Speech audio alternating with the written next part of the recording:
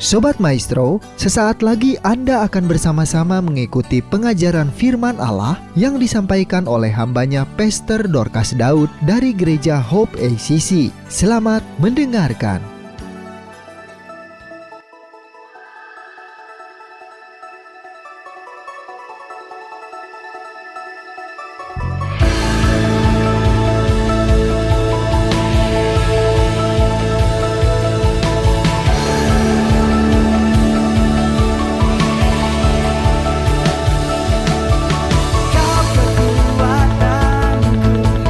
Kau sumber pengharapan dan masa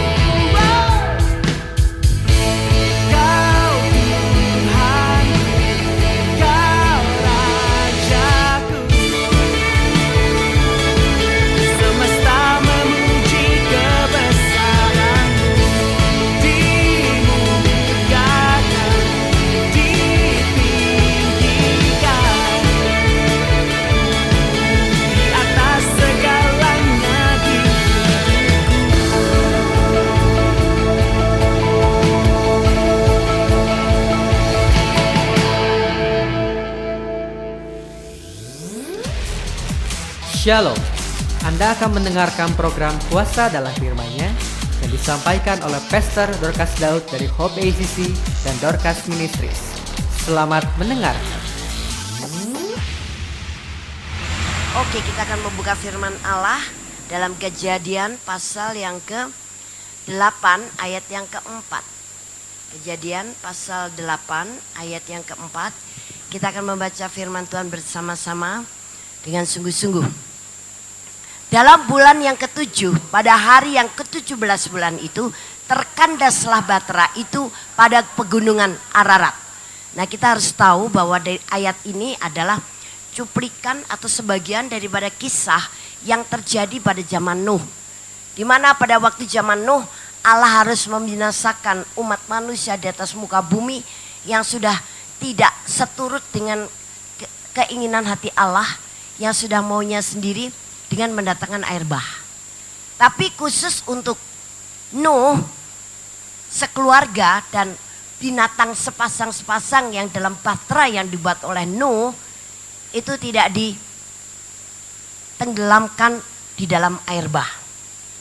Dan air bah itu terus makin lama makin tinggi sampai semuanya binasa. Selama berapa lama? Selama 40 hari dan malam. Tapi ternyata sesudah 40 hari dan malam, air bah itu surut. Tepatnya yaitu pada hari bulan yang ke-7, pada hari yang ke-17 bulan itu. Air bah surut dan ternyata bahteranya Nuh itu kandas di pegunungan Ararat. Air bah ini adalah air bah penghakiman. Karena manusia sudah tidak peduli kepada Allah. Manusia tidak mau tahu tentang Allah. Itu sebabnya harus dimusnahkan. Tapi keluarga Nuh sepasang-sepasang dan binatang sepasang diselamatkan oleh Allah dari air bah itu. Supaya mereka nanti tetap bisa menurunkan generasi berikutnya. Dan ketika air bah surut, maka Batra Nuh kandas di pegunungan Ararat, yang dalam bahasa Ibrani Ararat itu adalah kutuk yang dijungkir balikan. Jadi artinya kutuk yang udah dikacaukan, dirusak, dirubah. Jadi apa? Kalau kutuk dijungkir balikan, dirubah, pasti jadi berkat. Tapi kalau berkat yang dijungkir balikan, dirubah, ya jadi kutuk. Nah, ternyata Batra Nuh itu terkandas atau kandas di satu pegunungan yang kutuknya sudah dijungkir balikan. Batra itu terhempas di sebuah tanah yang baru. Tanah yang sudah tidak terkutuk lagi. Tapi karena kutuknya sudah dijungkir balikan, sekarang tanah itu menjadi tanah yang diberkati. Dan yang luar biasa adalah pada saat air bah penghakiman itu surut, waktunya tepat dengan 4.000 tahun kemudian ketika Yesus bangkit dari kematian. Jelasnya yaitu terjadi pada tanggal 17 bulan ke-7 pada perayaan buah sulung. Ternyata 4.000 tahun kemudian ketika Yesus sudah mati dan bangkit pada tanggal yang sama. Nah, jadi apa hubungannya dan pengertiannya, aplikasinya tentang Batra Nuh yang kandas di atas pegunungan Ararat yang menjadi tanah yang baru, dari tanah yang terkutuk sekarang menjadi tanah yang sudah jungkir balikan dan tanah yang diberkati dengan kebangkitan Yesus dari kematian. Nah, kita tahu bahwa Yesus mati di atas kayu salib bukan karena dosanya sendiri. Yesus mati di atas kayu salib bukan karena dia menjadi manusia terkutuk. Sebetulnya yang berdosa dan terkutuk itu adalah umat manusia. Tapi umat manusia tidak perlu digantung di atas kayu salib untuk menanggung dosa dan menanggung kutuk-kutuknya, digantikan oleh Yesus. Jadi Yesus semua menanggung dosa dan kutuk umat manusia. Dan ketika Yesus sudah mati, ternyata dia hidup dia bangkit dan naik ke surga, duduk di sebelah kanan Allah. Jadi itu sebabnya kematian Yesus dan kebangkitannya mempunyai pengaruh yang besar untuk orang-orang yang percaya. Kalau kita baca dalam Kolose pasal yang ke-2 ayat 12, kita baca. Karena dengan dia kamu dikuburkan dalam baptisan, dan di dalam dia kamu turut dibangkitkan juga oleh kepercayaanmu kepada kerja kuasa Allah yang telah membangkitkan dia dari orang mati. Jadi selain kita melalui baptisan menyatakan diri sudah dimatikan dari manusia lamanya, kita mati bersama dengan Yesus. Melalui baptisan juga kita keluar dari air baptisan, kita sudah dibangkitkan bersama dengan kematian Yesus. Dan kita sekarang memiliki hidup yang baru. Hidup yang baru yang siap dengan dunia yang baru. Dunia yang baru yaitu dunia kerajaan Allah. Hidup yang baru harus mulai siap dengan hukum yang baru, yaitu hukum kerajaan Allah. Walaupun kita masih tinggal di alam materi, tapi tetap kita harus siap untuk tunduk kepada hukum kerajaan supranatural, yaitu kerajaan Allah. Dan kita tidak mengikuti dengan daging, tapi dengan roh yang sudah dilahirkan baru dan sebagai manusia yang sudah menjadi ciptaan baru. Pikirannya itu sebabnya harus diciptakan baru di dalam firman Allah. Sebagai manusia ciptaan baru, kalau pikiran kita tidak diciptakan baru sesuai dengan firman Allah, pasti tidak akan bisa menerima firman Allah. Tidak bisa tunduk kepada hukum kerajaan Allah. Aduh, terlalu berat. Masa orang sejahat itu saya harus mengampuni? Masa orang pukul pipi, tampar pipi kanan saya harus serahkan pipi kiri saya? Masa orang kalau mengajak saya berjalan 1 mil, hukum kerajaan Allah bilang saya harus berjalan dengan dia 2 mil. Kalau ada orang minta baju saya harus kasih jubah saya, baju saya dan jubah saya. Sudah ngasih baju ditambah jubah lagi. Terlalu berat. Itu kalau pikirannya masih pikiran manusia lama. Barang siapa menabur banyak maka dia akan menuai banyak. Pikiran manusia lama kok enak. Saya punya uang banyak kan punya kebutuhan. Saya punya keperluan. Ya lebih baik saya pakai buat keperluan saya. Saya pakai buat kebutuhan saya. Saya pakai buat modal bisnis saya. Modal kecil-kecilan buka warung saya. Okelah nabur, tapi Anda usah banyak-banyak. Walaupun hukum kerajaan Allah berkata, barang siapa menabur banyak, menuai banyak. Kalau suruh menabur banyak, hitung-hitungan. Maunya naburnya sedikit, tapi Tuhan memberi tuaian yang banyak. Itu hukum kerajaan Allah. Licik. Tidak mau rugi. Padahal kalau kita tunduk kepada hukum kerajaan Allah, kita tidak pernah rugi. Kita telah dibangkitkan bersama dengan kebangkitan Yesus. Harus punya pola hidup yang baru.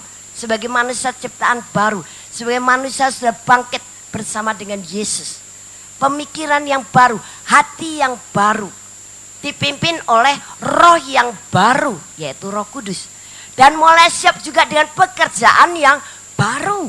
Dan pekerjaan baru ini bukan hanya ya orang hidup kan cari makan. Kalau sudah makan dapat duit untuk makan. Kalau sudah makan buat kerja. Kalau sudah kerja kan dapat duit. Duit buat makan. Nah, nanti kalau udah gede kawin. Udah kawin mesti harus punya rumah. Mesti harus punya anak. Kita kerja lagi dapat duit. Nanti buat makan sekeluarga. Kalau sudah makan ya buat supaya kita kerja. Nah, itu manusia lama. Pekerjaannya pekerjaan lama yang memang itulah dikerjakan oleh semua umat manusia yang ada di bawah kolong langit ini. Manusia hidup di bawah kutub. Tapi manusia ciptaan baru yang sudah mengalami kebangkitan bersama-sama dengan Yesus harus siap dengan program atau rencana yang baru dari Allah. Pekerjaan yang baru. Yaitu apa? Pekerjaan yang berkaitan dengan firman Allah. Pekerjaan yang berkaitan dengan kerajaan Allah. Jadi itu sebabnya kalau kita tahu bahwa kita harus siap dengan pekerjaan yang baru seperti itu, kita bukan menjadi orang yang beragama Kristen saja. Tapi dalam kekristenan kita ada satu gairah, ada satu kesadaran. Ya, gairah karena kesadaran bahwa kita harus mulai kerja buat pekerjaan Tuhan. Kita harus mulai kerja untuk memuliakan Tuhan. Kita harus mulai memamerkan Tuhan. Kita harus mulai promosi tentang kerajaan Allah. Kita harus mulai terapkan tentang kerajaan Allah ke dunia ini. Jadi tahu bahwa yang kami bagikan kepada orang lain, yang kami berikan, yang kami pertontonkan, yang kami demonstrasikan, yang kami contohkan kepada orang lain di dunia ini adalah perkara-perkara kebenaran kerajaan Allah. Ya, jadi harus siap walaupun status Anda bukan seorang katakan evangelis, pastor, walaupun mungkin bukan seorang pendeta, tapi tetap hidup Anda dalam segala bidang dikaitkan dengan kerajaan Allah sehingga menghasilkan pekerjaan yang memuliakan Tuhan. Sebagai manusia ciptaan baru sudah bangkit dari kematian, manusia lama yang penuh dosa, hidup di bawah kutuk, sekarang sudah masuk dalam anugerah dalam Yesus Kristus. Harus berbeda. Bukan berarti Anda tidak boleh kerja sebagai sekretaris, sebagai bendahara mungkin di perusahaan, atau sebagai guru, atau sebagai apa saja business woman, businessman, atau apa saja, bukan berarti begitu. Tapi Anda harus menyediakan diri untuk dipakai menjadi alat bagi pekerjaan Tuhan. Jadi harus mulai melibatkan diri dalam pekerjaan Tuhan. Jangan Anda berpikir sudah bergereja di sebuah gereja. Gereja adalah untuk kita belajar, diajar, digodok, ditumbuhkan, dibina. Tapi bahwa masing-masing manusia ciptaan baru ini harus siap terlibat dalam pekerjaan baru. Pekerjaan baru bukan karena Anda diterima di satu perusahaan yang baru. No. Itu orang yang bukan percaya Yesus juga begitu pikirannya. Pekerjaan baru adalah pekerjaan Allah. Ketemu teman di kantor, why not? You beritakan tentang kasih Yesus. Atau dia punya problem, berikan nasihat sesuai dengan firman Allah. Tawarkan dirimu untuk berdoa bagi dia. Nah itu berarti Anda siap dengan pekerjaan yang baru. Nah jadi karena kita sudah bersama dengan kebangkitan di dalam Yesus Kristus, bersama dengan kebangkitan Yesus Kristus, maka kita sekarang juga, Yesus itu merupakan bahtera abadi kita. Tadi bahtera Nuh ada di pegunungan Ararat yang sudah dirubah jadi tanah yang diberkati, dari tanah terkutuk. Air penghakiman surut jadi tanah yang diberkati. Yesus sekarang menjadi bahtera abadi kita. Berarti kita sudah berdiri di atas tanah yang sudah diberkati. Amin. Jadi jangan susah-susah mikir, waduh zaman sekarang ya kerja susah. Oh kita mesti kerja keras, kita mesti rajin untuk bisnis kalau dunianya bisnis. Karena kalau kita tidak mengejar bisnis, wah kita tidak bakal dapat duit banyak. Kita tidak akan dapat berkat banyak. Padahal ketika kita sudah menjadi manusia ciptaan baru, sudah hidup di dalam kebangkitan Yesus, engkau sudah berdiri di tanah yang dulu memang terkutuk. Bumi ini dulu terkutuk. Tapi sejak Yesus mati di kayu salib, darahnya tercurah dari tubuhnya, mengalir sampai habis, dari ujung kepala sampai ujung kaki. Darahnya mengalir semuanya. Bumi sudah terlanjur menyedot, menyerap, meminum darah Yesus. Jadi bumi yang terkutuk karena sudah menyedot, menyerap, meminum darah Yesus yang terkucur di atas kayu salib 2000 tahun yang lalu. Sekarang sudah ditahirkan, sekarang sudah dikuduskan. dari tanah yang terkutuk sekarang tanah yang diberkati. Luar biasa kekuasaan darah Yesus itu. Nah, kita sekarang berdiri di atas tanah di mana saja sebetulnya engkau diberkati. Engkau mau kerja di Magelang, kerja di Bandung, engkau mau melayani di Bandung, di Jakarta, engkau diberkati.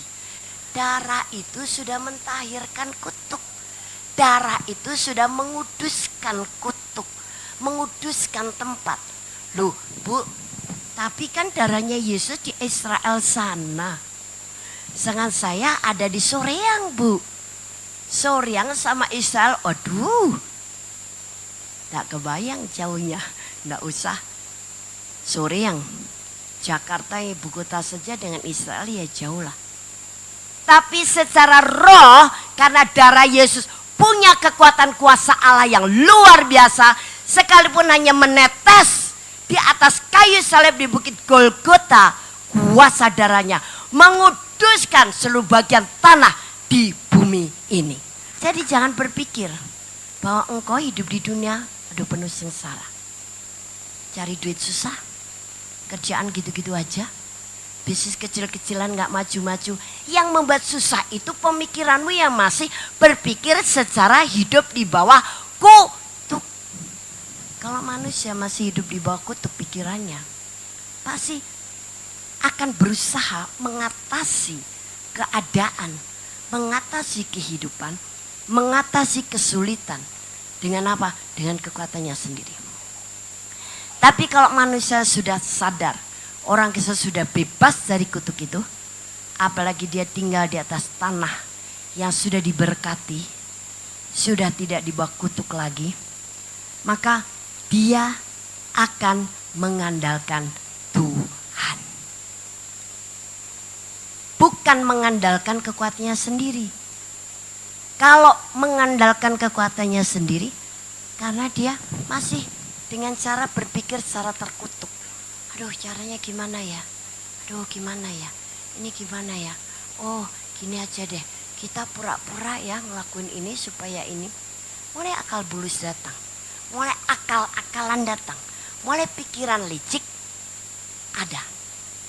Tapi kalau kita sudah berpikiran bebas dari kutuk dan kita sudah hidup di tanah yang diberkati, alam pikiran masih dipakai.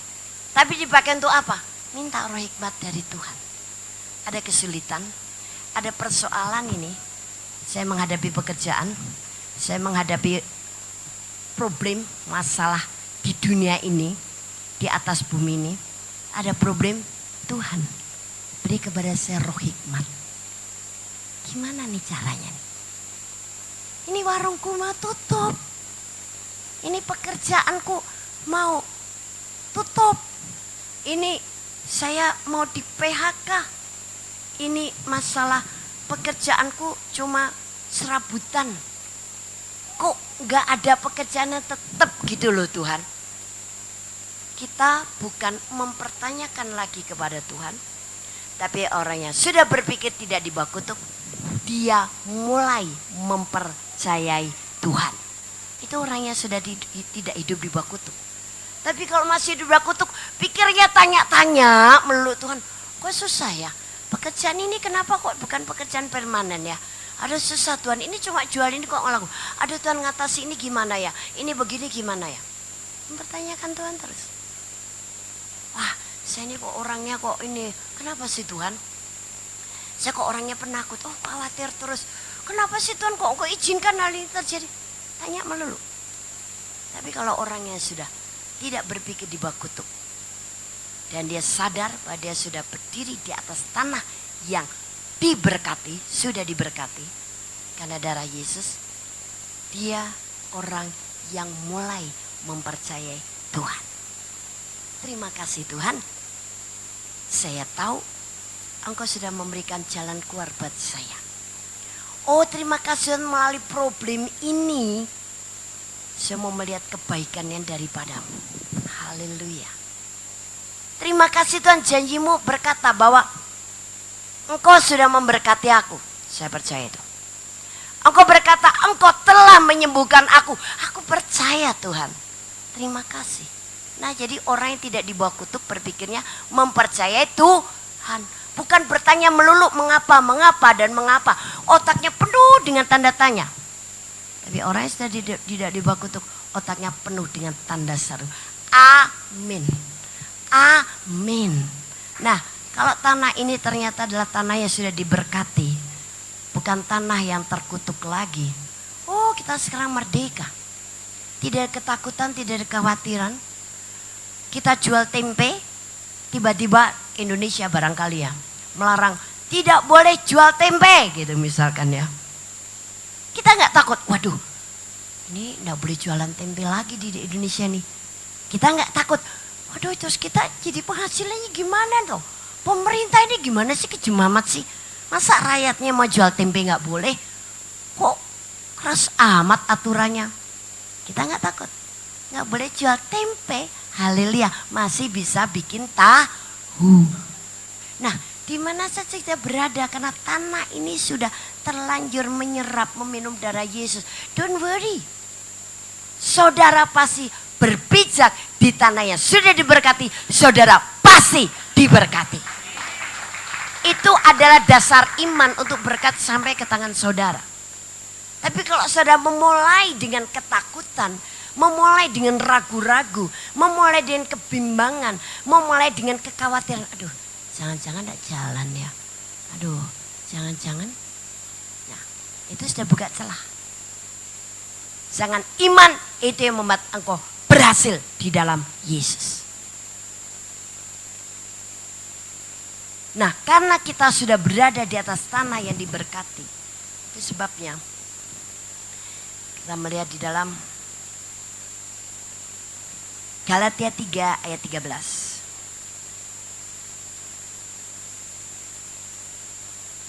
Kristus telah menebus kita dari kutuk hukum Taurat dengan jalan biri kutuk karena kita. Sebab ada tertulis, terkutuklah orang yang digantung pada kayu salib. Yesus Kristus telah membuat ini supaya di dalam dia berkat Abraham sampai kepada bangsa-bangsa lain. Sehingga oleh iman kita menerima roh yang telah dijanjikan itu. Luar biasa. Berkat Abraham sampai kepada bangsa-bangsa. Karena Yesus sudah mati sebagai orang terkutuk. Ini satu peneguhan lagi bahwa kita berdiri di tanah yang sudah diberkati. Walaupun Anda di ujung Berung, atau di Kopo Sayati, atau saya di Kopo Permai, kita berdiri di tanah yang sama. Selama kita sudah mengakui Yesus menebus hidup kita, menanggung kutuk-kutuk kita, dan kita berdiri di tanah yang diberkati, hidup kita pasti diberkati oleh Tuhan. Berkatnya rohani, materi, dan jasmani. Jadi sekarang kita berhak menerima berkat Abraham. Berkat Abraham itu wow, tidak ada nilainya. Berkat Abraham itu besar sekali. Sampai Allah tidak memperhitungkan kesalahan Abraham ketika dia harus berdusta. Bahwa istrinya itu adalah adiknya, takut dia dibunuh oleh raja. Jadi dia bilang adiknya padahal istrinya. Tapi pada malam hari Tuhan menampakkan diri kepada raja itu dan berkata, lepaskan itu Abraham. Sarah bukan adiknya, dia istrinya. Si raja kaget, wah dia gelisah. Akhirnya besok paginya dipanggillah Abraham, ditegur. Abraham, Abraham, kamu bohong ya. Kamu bilang itu adik kamu, padahal itu istri kamu. Udah, aku tidak mau dimarahi Tuhan, tidak mau kena kutuk Tuhan. Kamu pergi saja dan kamu pergi. Ini saya kasih kamu upeti. Bohong malah diberkati coba. Tapi bukan berarti Anda bisa bohong untuk diberkati ya. Artinya sebetulnya kesimpulan rohaninya. Dalam keadaan seperti apapun Abraham diberkati. Nah sekarang apalagi kita dalam Yesus. Di mana darah Yesus selain sudah menguduskan kita dan menguduskan bumi yang kita tinggalin ini kita menjadi orang diberkati, bumi menjadi orang diberkati. Maka berkat Abraham di dalam Yesus luar biasa banyaknya. Tidak terhitung. ngitung. Yang sering ngitung-ngitung itu kita. Nah, berkat kok dihitung satu-satu. Ya sedikit dong. Kemarin ya kerja dapat, lumayan dapat 100.000. Tapi bagi saudara dan saya yang sudah di dalam Yesus, jangan hitung berkatmu satu-satu. Nah, walaupun memang harus dihitung, tapi jangan, kok cuma segini, segini, dihitung. Dalam iman dan benak saudara, berkatku sangat besar. Berkat Abraham sampai kepada bangsa-bangsa. Apalagi Anda dan saya, bangsa umat kepunyaan Allah sendiri. Masa iya berkatnya satu-satu bisa dihitung? Tapi saya ingin menegaskan kepada saudara. Kalau berkat Abraham dalam Yesus itu jangan dihitung satu-satu. Supaya engkau tidak membatasi berkat Abraham yang memang menjadi hak saudara dalam Yesus. Kalau engkau ngitung-ngitung tapi ini ya, bulan ini saya cuma dapat 50.000 ya. Wah ya kurang ya ini. Ya akhirnya 50.000 itu. Bu, enggak perlu dihitung-hitung, enggak perlu dipikir-pikir. Yang engkau yakini, engkau terima 50 juta. Atau mungkin bisa lebih. Dalam Tuhan. Berkat Abraham dalam Yesus. Ya saya menjadikan tanah ini tanah yang sudah diberkati. Itu jangan kita batasi berkatnya untuk sampai ke tangan kita. Amin. Kalau dibatasi, tapi saya kan cuma kerja gajinya 20 juta.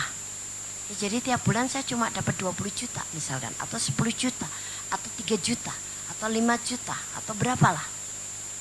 Kalau Anda berpikir tiap bulan berkatmu sebesar gaji yang di tanganmu, berarti kau mengunci, menggembok pintu berkat lain yang sudah dibuka oleh Tuhan. Karena itu menjadi hak saudara untuk menerima berkat Abraham.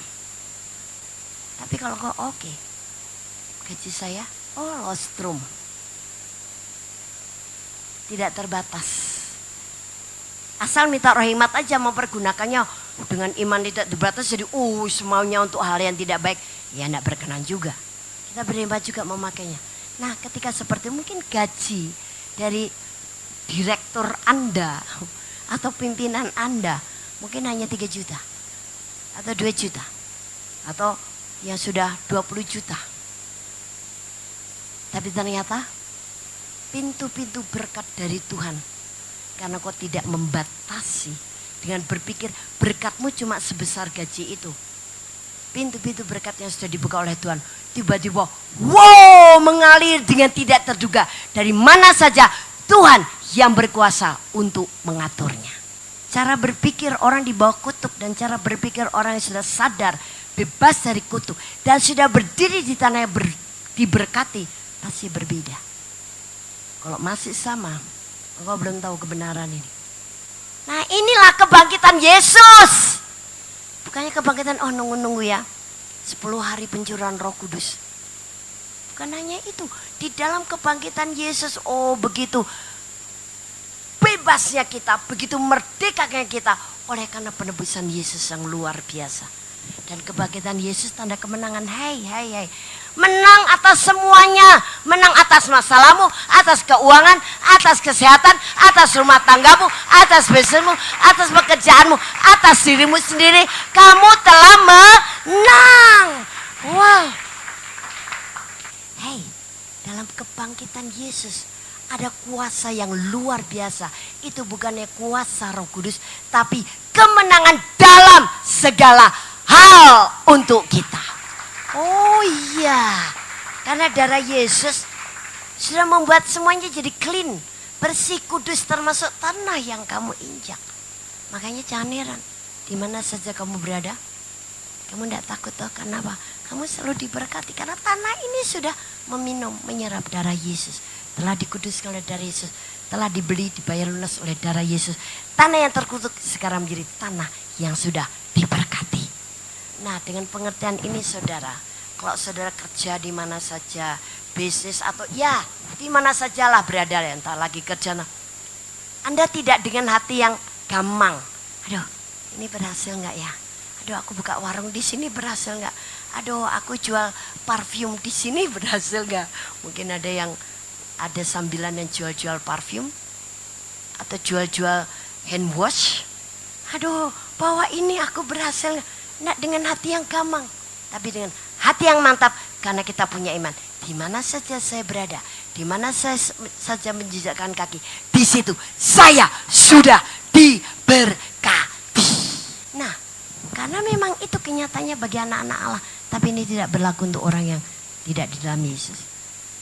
Jadi itu sebabnya, karena Yesus adalah bahtera abadi kita, maka kita ini sudah berdiri di atas tanah kebangkitan, yaitu tanah yang sudah diberkati.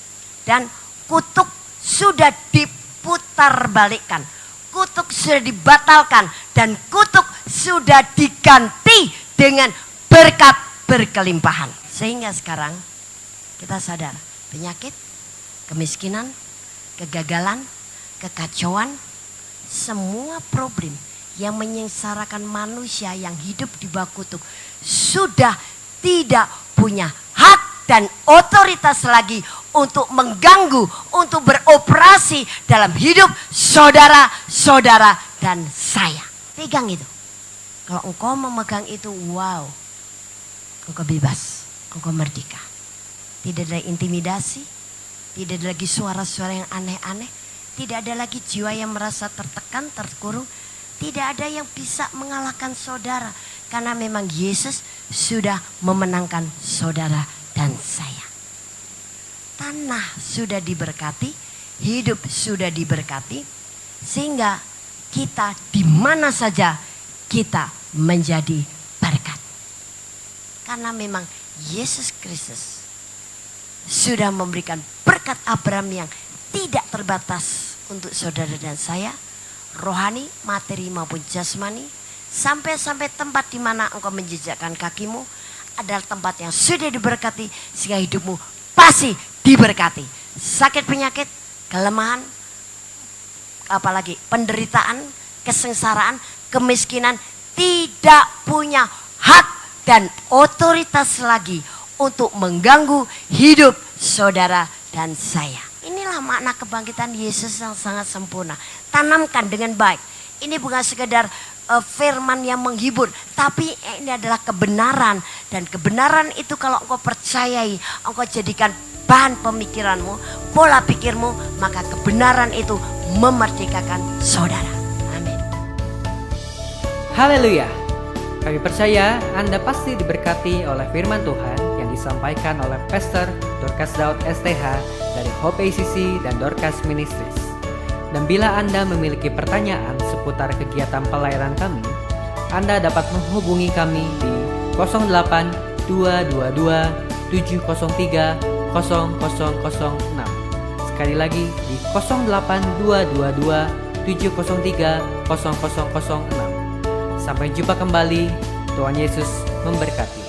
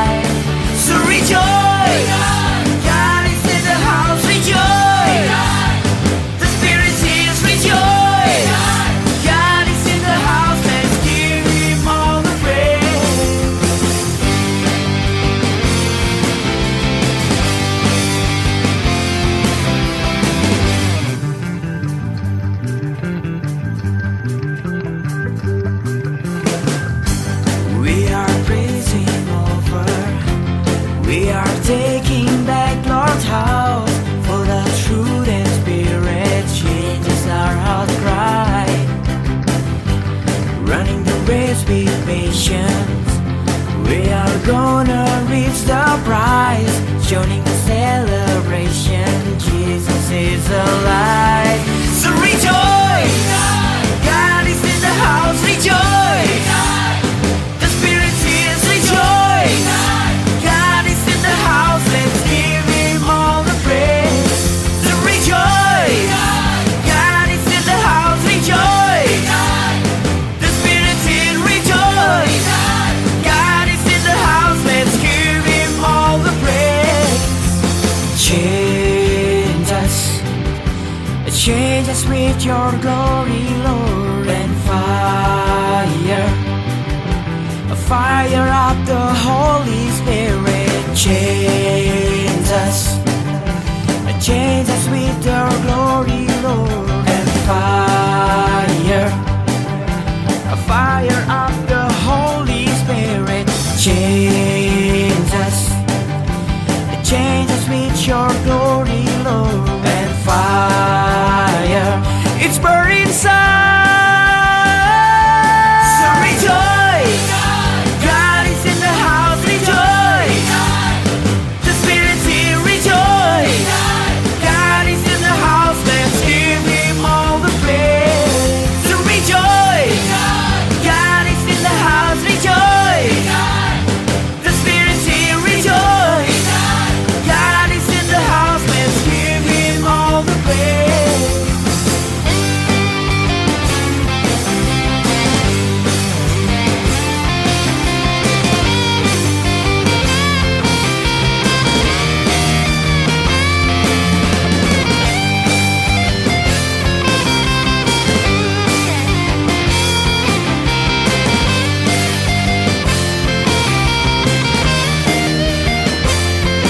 So rejoice, God is in the house. Rejoice, the Spirit's here. Rejoice, God is in the house. Let's give Him all the praise. So rejoice, God is in the house. Rejoice, the Spirit's here. Rejoice, God is in the house. Let's give Him all the praise. So rejoice.